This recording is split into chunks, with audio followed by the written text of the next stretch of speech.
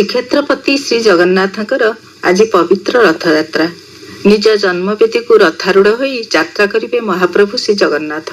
ଶ୍ରୀମନ୍ଦିରର ସମସ୍ତ ଐଶ୍ୱର୍ଯ୍ୟକୁ ପଛରେ ରଖି ମାଧୁର୍ଯ୍ୟର କଲ୍ଲୋଳରେ ଉଲ୍ଲସିତ ହେବେ ଜଗତପତି ଜଗନ୍ନାଥ। ଲକ୍ଷ ଲକ୍ଷ ଭକ୍ତଙ୍କୁ ଦର୍ଶନ ଦେବେ, ଭକ୍ତଙ୍କ ସହିତ ମିଳିତ ହେବେ। ସତ୍ୟଯୁଗର ପରଶୁ, ତ୍ରେତାଯୁଗର ଧନୁ କି ଦ୍ୱାପରର ଚକ୍ର କିଛି ନାହିଁ ମହାପ୍ରଭୁଙ୍କ ହାତରେ।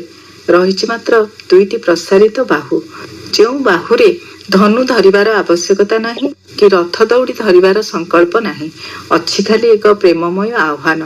ଜଣେ ବଳି, ଜଣେ ହନୁମାନ କି ଜଣେ ଅର୍ଜୁନ ପାଇଁ ଆଜି ସେ ଉତ୍କଣ୍ଠିତ ନୁହନ୍ତି, ବରଂ ଶତ ଶତ ବଳି, ହନୁମାନ, ଅର୍ଜୁନ, ଅହଲ୍ୟା, ଦ୍ରୌପଦୀ, କୁନ୍ତୀ, କୈକେୟୀଙ୍କ ପାଇଁ ମହାପ୍ରଭୁଙ୍କର ଏ ଦିବ୍ୟ ରଥଯାତ୍ରାର ଲୀଳା ମହୋତ୍ସବ। ଯୁକ୍ତିବାଦୀ ମନ କିନ୍ତୁ ଏହାକୁ ସହଜରେ ଗ୍ରହଣ କରି ନେଇପାରେ ନାହିଁ। ଏଇଠି ପ୍ରଶ୍ନ ଉଠେ, ଏ ରଥଯାତ୍ରାର ପ୍ରାରମ୍ଭ ପ୍ରଦେଶରେ କେଉଁ ନିଗୂଢ଼ ତତ୍ତ୍ୱ ରହିଛି? ଉତ୍କଳର ଗଜପତି ଦ୍ୱିତୀୟ ନରସିଂହ ଦେବ ଯେଉଁଦିନ ମହାପ୍ରଭୁ ଶ୍ରୀ ଜଗନ୍ନାଥଙ୍କୁ ଉତ୍କଳର ରାଜା ଭାବରେ ଘୋଷଣା କରି ନିଜକୁ ତାଙ୍କ ରାଉତ ଭାବରେ ରହି ରାଜ୍ୟ ଶାସନ କରିବାର ସଂକଳ୍ପ କଲେ, ସେହି ଦିନଠାରୁ ରଥଯାତ୍ରାର ସମ୍ପୂର୍ଣ୍ଣ ଅର୍ଥ ବଦଳି ଯାଇଛି। ପୁରାଣ ମାନଙ୍କରେ ଇନ୍ଦ୍ରଙ୍କ ରଥ, ସୂର୍ଯ୍ୟଙ୍କ ରଥ, ଶିବଙ୍କ ରଥ, କନ୍ଦର୍ପଙ୍କ ରଥ ଇତ୍ୟାଦି ବହୁ ରଥର ବର୍ଣ୍ଣନା ରହିଛି।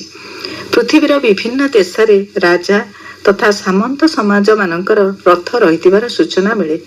ମହାଭାରତ ଯୁଦ୍ଧରେ ମଧ୍ୟ ରଥୀମାନଙ୍କର ମହତ୍ୱପୂର୍ଣ୍ଣ ବର୍ଣ୍ଣନାର ଉଲ୍ଲେଖ ଅଛି।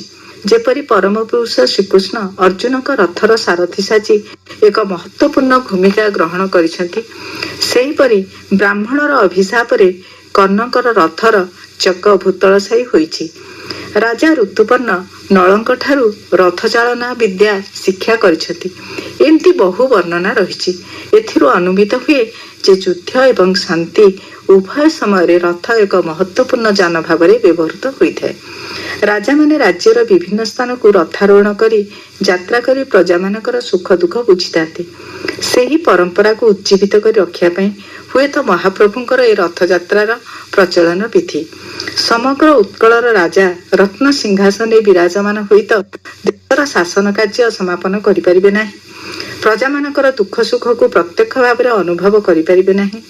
ମାଉସୀ ହାତର ପୋଡ଼ପିଠାର ସ୍ୱାଦ, ମା ମାଉସୀ ମାନଙ୍କର କଣ୍ଠର ହୁଳହୁଳି ଧ୍ୱନି, ଭକ୍ତ କଣ୍ଠର ହରିବୋଲ ରୋଳ ରତ୍ନ ସିଂହାସନ ଚାରି ଚୌହଦି ଭିତରେ କୋଉଠୁ ମିଳିବ?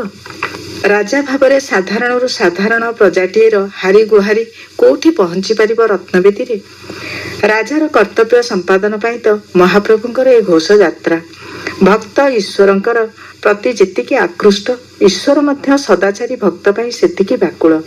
ପରସ୍ପର ପ୍ରତି ଏହି ବ୍ୟାକୁଳତାର ପୃଷ୍ଠପଟ ହେଉଛି ବଡ଼ଦାଣ୍ଡ ଉପରେ ରଥଯାତ୍ରାର ପବିତ୍ର ଅନୁଷ୍ଠାନ। ଯେଉଁ ରଥଯାତ୍ରା ଦିନେ ଉତ୍କଳ ବା ଭାରତ ମଧ୍ୟରେ ସୀମାବଦ୍ଧ ଥିଲା, ତାହା ଆଜି ପୃଥିବୀର ସମସ୍ତ ଦେଶ ପାଇଁ ଏକ ଆକର୍ଷଣୀୟ ଅନୁଷ୍ଠାନ ପାଲଟି ଯାଇଛି। ମହାପ୍ରଭୁଙ୍କ ସହିତ କିଛି ଆନନ୍ଦ ଘନ ମୁହୂର୍ତ୍ତକୁ ଉପଭୋଗ କରିବା ପାଇଁ ସାରା ପୃଥିବୀର ବହୁ ଦେଶର ବହୁ ଭକ୍ତ ଶ୍ରୀକ୍ଷେତ୍ରରେ ରୁଣ୍ଡ ହେଇଛନ୍ତି।